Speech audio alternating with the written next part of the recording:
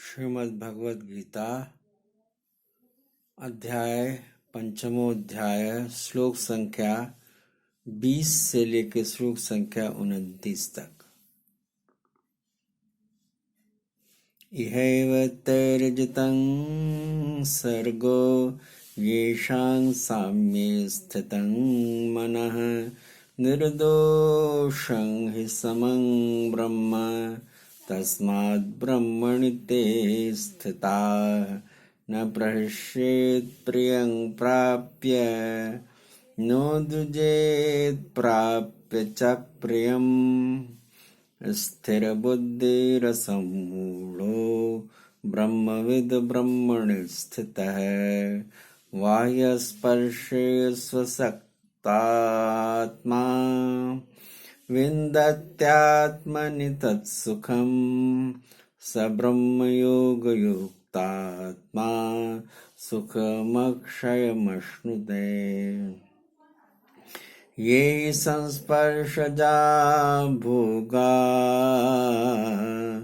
दुःखयोनय एव ते आद्यन्तवन्त कौन्तेय न तेषु रमते बुधः शक्नोति हैव यः सोढुम् प्राक्शरीरविमोक्षणात् कामक्रोधोद्भवं वेगं स युक्तः स सुखी नरः योऽन्तः सुखोऽन्तरारामस्तथान्तर्ज्योतिरेव यवः यः स योगी ब्रह्मनिर्वाणः ब्रह्मभूतोऽधिगच्छति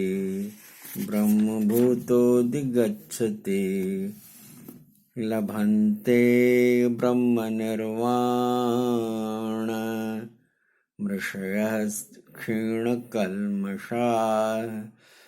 छिन्नद्वैधायतात्मानः सर्वभूतहिते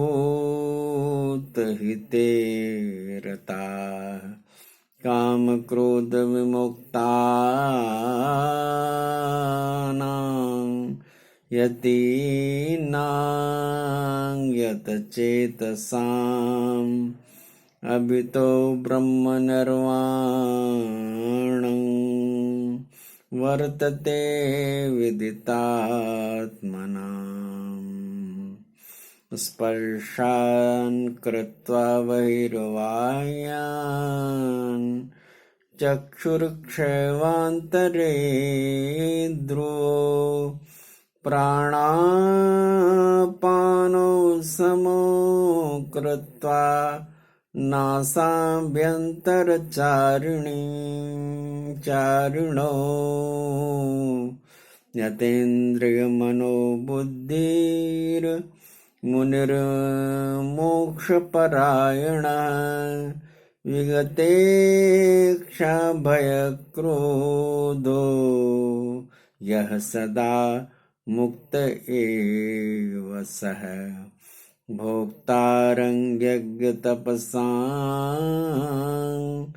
सर्वलोकमहेश्वरं सुहृदं सर्वभूतानां ज्ञात्वा मां शान्तिमृक्षते।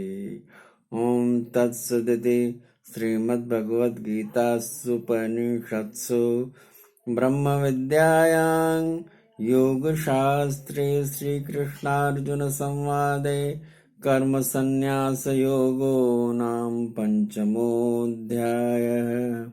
अभी आप श्रीमद्भगवद्गीता के पंचम अध्याय के श्लोक संख्या 20 से लेकर श्लोक संख्या 29 तक का पाठ सुन रहे थे। अब इसका सरल और सहज इसकी अर्थ की स्थिति आपके सामने प्रस्तुत कर रहा हूँ। ध्यान देकर सुनेंगे और बड़ा आनंद आता है, आनंद लेंगे। जो पुरुष प्रिय को अर्थात जिसको लोग प्रिय समझते हैं उसको प्राप्त होकर हर्षित नहीं हो, और अप्रिय को अर्थात जिसको लोग अप्रिय समझते हैं उसको प्राप्त होकर उद्वेगवान न हो। ऐसा स्थिर बुद्धि संशय रहित ब्रह्मवेत्ता पुरुष सच्चिदानंद घन पर ब्रह्म परमात्मा में एक ही भाव से नित्य स्थित है। बाहर के विषयों में अर्थात सांसारिक भोगों में आसक्ति अंतःकरण वाला पुरुष अंतःकरण में जो भगवत ध्यान जनित आनंद है उसको प्राप्त होता है, और वह पुरुष सच्चिदानंद घन पर ब्रह्म परमात्म रूप योग में एक ही भाव से स्थित हुआ अक्षय आनंद का अनुभव करता है।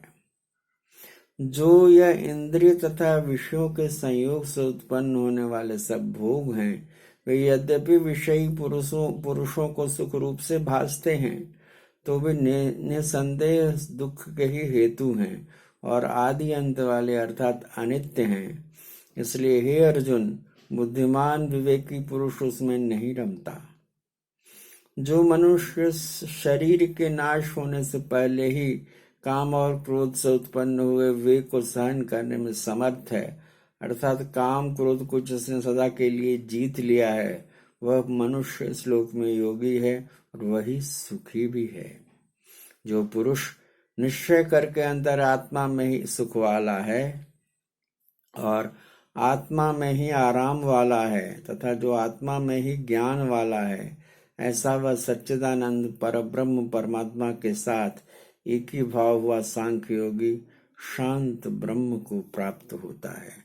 नाश हो गए हैं सब पाप जिनके तथा ज्ञान करके निवृत्त हो गया है संशय जिनका, और संपूर्ण भूत प्राणियों के हित में है रति जिनकी, एकाग्र हुआ है भगवान के ध्यान में चित्त जिनका, ऐसे ब्रह्मवेत्ता पुरुष शांत पर ब्रह्म को प्राप्त होते हैं। काम क्रोध से रहित जीते हुए चित्त वाले पर ब्रह्म परमात्मा का साक्षात्कार किए हुए ज्ञानी पुरुषों के लिए सब ओर से शांत पर ब्रह्म परमात्मा ही प्राप्त है। हे अर्जुन, बाहर के विषयों को न चिंतन करता हुआ बाहर ही त्याग कर और नेत्रों की दृष्टि को भ्रुकुटी के बीच में स्थित करके तथा नासिका में विचरने वाले प्राण और अपान वायु को सम करके जीती हुई है इंद्रियां जिनकी, मन और बुद्धि जिनकी ऐसी हो गई हो, वैसे जो मोक्ष परायण मुनि इच्छा भय और क्रोध से रहित हैं, वह सदा मुक्त हैं।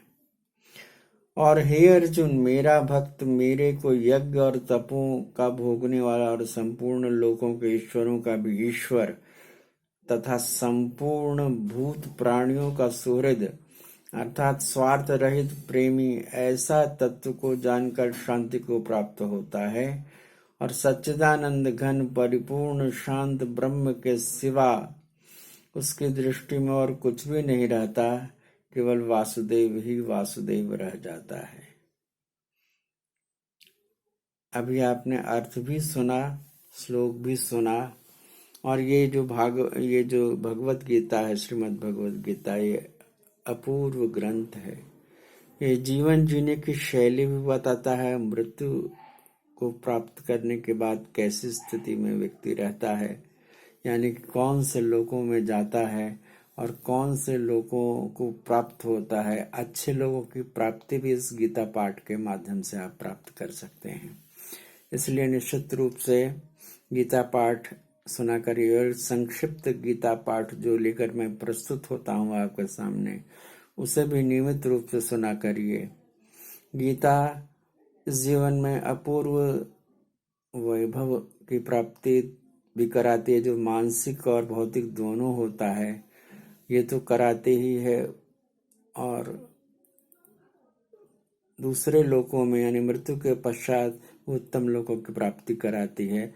इसलिए इसे निश्चित रूप से नियमित रूप से संक्षिप्त गीता पाठ को सुनिए, इससे आपका बड़ा ही कल्याण होगा। यदि आपने मेरा यानी कविंद्र मिश्र का ये चैनल सब्सक्राइब नहीं किया है, तो इसे कृपा करके सब्सक्राइब कर दें, यदि आपने इस चैनल को शेयर नहीं किया है और लाइक भी नहीं किया है तो लाइक और शेयर दोनों कर दें और बेल आइकन को दबाना न भूलें, क्योंकि यदि आप शेयर करेंगे जिनके पास जाएगा वो उससे सुनेंगे, उनके जीवन में कल्याण का अभ्युदय होगा और आपके जीवन में भी कल्याण का अभ्युदय होगा कि पुण्य के प्राप्ति का संयोग बनेगा आपका कि आपने इतना पुण्यमय काम किया। सदैव दूसरों का कल्याण करने की सोचिए और इससे बढ़ के कल्याण नहीं है कि आप उन्हें गीता पाठ सुनने का सहयोग दे रहे हैं। तो ऐसा करिए, शेयर जरूर करिए और लाइक भी कर दीजिए। आइए संक्षिप्त भगवान नाम कीर्तन कर दें। ओम नमो भगवते वासुदेवाय। ओम नमो भगवते वासुदेवाय। ओम नमो भगवते वासुदेवाय।